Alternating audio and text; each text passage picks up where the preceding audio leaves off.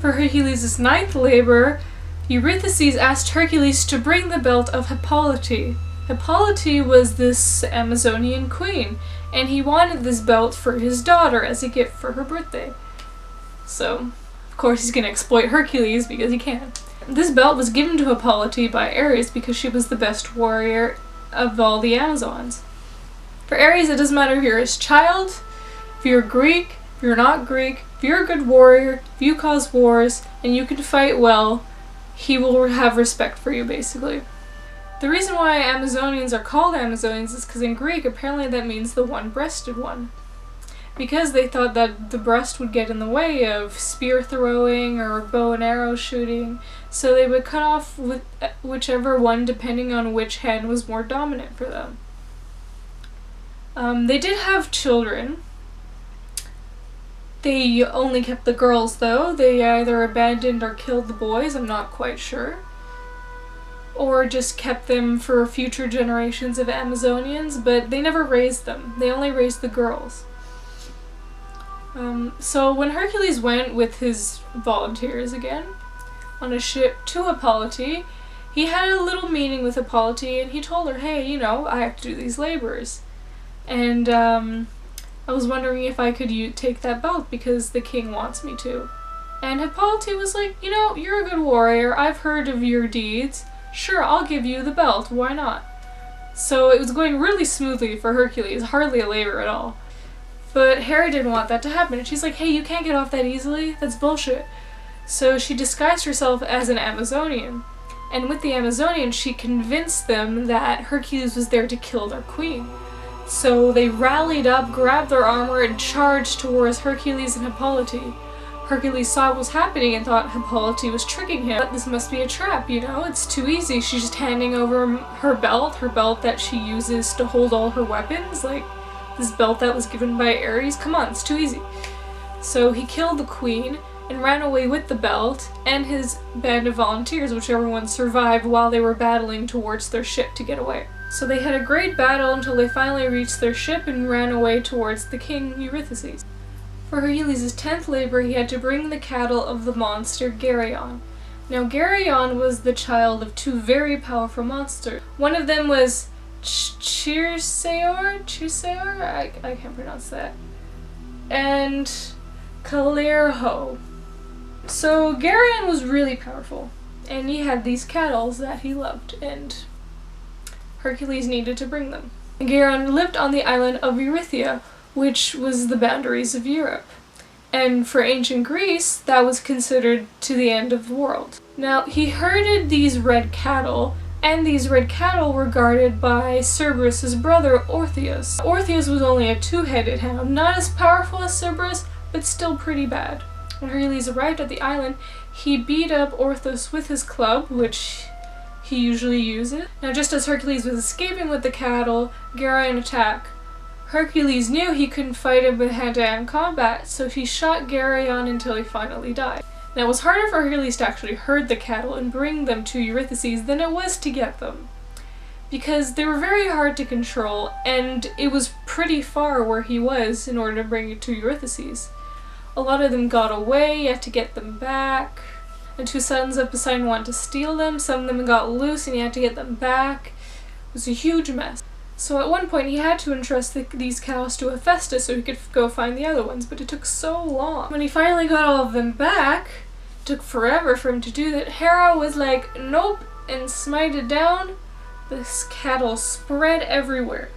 It took Hercules forever to get all of them back. So when he finally brought them all, it was finally over, he gave them to Eurystheus. What does Eurystheus do? He sacrifices them all to Hera. Isn't that a great ending to that labor?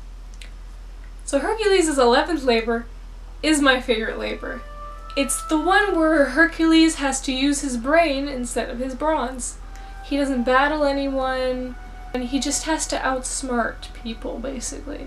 So what Hercules had to do was get these golden apples from Olympus that was given to Zeus by Hera as a wedding gift. So, pretty bad territory for Hercules. So Hercules had no idea where to get these apples. He searched Lydia, Asia, all over Greece, all over Europe. He couldn't find them. Hercules couldn't find these apples. He looked everywhere, until he met up with this seagull, Nereus.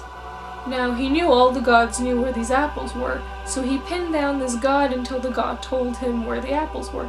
Now, Nereus ship-shaped into every form until Hercules would let go, but he never did. So Nereus finally told him, "You will find these apples in Olympus. There's a tree up there where they grow." And Hercules went, "Oh shit, what am I supposed to do? I can't go to Olympus?" On his way there, he saw this man tied up to a rock, and his liver was getting eaten by this bird. You later find out that's Prometheus. Prometheus is the titan that supposedly created humans out of clay and gave humans fire when Zeus tried to take it away. And his punishment for giving humans fire was to be chained to a rock and have his liver be eaten out by an eagle every day. So Hercules saw this man in distress and said, "Hey, I'm gonna save him." So he shot the bird down and released Prometheus. Prometheus was so grateful, he told him the trick to get what he needed. He told him to use the titan Atlas, the titan that had to hold the sky away from the earth. And he told him that Atlas could go get the apples for you because you could never reach Olympus. When Hercules met up with Atlas, he thought on his feet. He noticed the guy didn't really like holding up the sky, so he told him, "Hey, I'll hold the sky for you for a while if you get me those apples." And then Atlas thought he was clever, so he was gonna trick Hercules. So he went to get the apples, and then when he came back, he went, "Ha! Psych! Now you have to hold the sky for eternity. How does it feel, Hercules?" And then Hercules was like, "Oh shit, okay, well, tricked him once, I can trick him again." And he told him, "Okay, I'll hold the sky for you. You know what? You're right. Fair and square, you beat me. Just let me get some padding for my shoulders, okay? Because, you know, eternity is a long time to be holding up the sky." So then Atlas was like, "What? You serious? Okay, sure. I'll hold it for you while you get paddings. Why not? This is awesome, man." While they were trading spots, basically, Hercules grabbed the golden apples and went, "Bye-bye!" And Atlas had to hold the sky again, so probably was not that fun for Atlas, but he got the apples. So when he brought the golden apples back to Eurystheus gave them to Athena because he knew he couldn't hold the apples for long, and Athena brought them back to Olympus. Now Hercules' 12th labor, his last labor, is probably his most dangerous labor he's ever done. What he had to do was he had to capture Hades' monster Cerberus. Cerberus is usually described as a hellhound, but what he really is a three-headed vicious dog with a serpent's tail and snake heads all over his back. A monstrosity, basically. Now, Cerberus was the monster that guarded the entrance to Hades. Hades was the underworld for the Greeks. In this underworld you had Elysium, which was the place that was heaven-like and meant for great heroes. There was also the Valley of the Lost Souls. Now this was a place where you weren't necessarily good, but you weren't necessarily a hero either. So you would just end up in a lost valley of souls, slowly forgetting who you were. This is also where Achilles ends up, because he is very unsatisfied with Elysium and wants to go back into the living world and fight forever. But there's also the Pit of Punishment, I think it's called. It's where you were clearly a horrible person, you did horrible shit, so you get punished forever, basically. So, for Hercules to get to the underworld, he didn't want to kill himself to get there, he wanted to go there as he was living.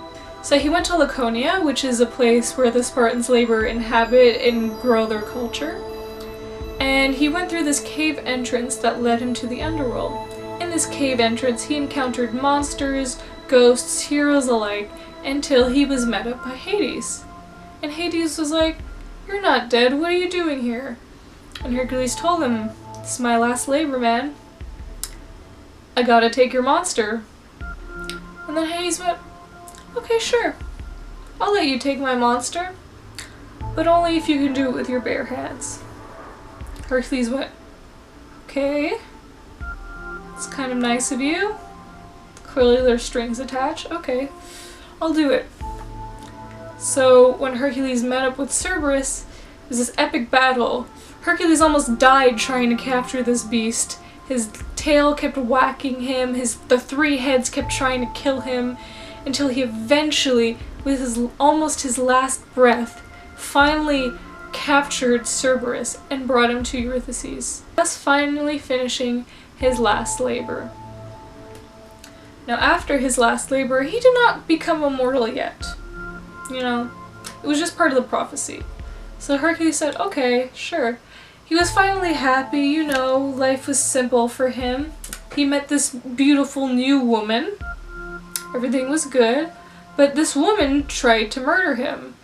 And she did. She succeeded. She murdered him. And even Hera was like, holy shit, woman, like, he's done enough. Like, even I'm, like, done punishing him. Like, shit, man. So she asked Athena, like, hey, can you bring Hercules' body here? Like, let's make him a god. Like, he's suffered enough, you know? Like, I forgive him. You know, he went through these labors. I forgive him. So Athena does, and Hercules eventually becomes a god. A god of what? I don't know. But he does become immortal.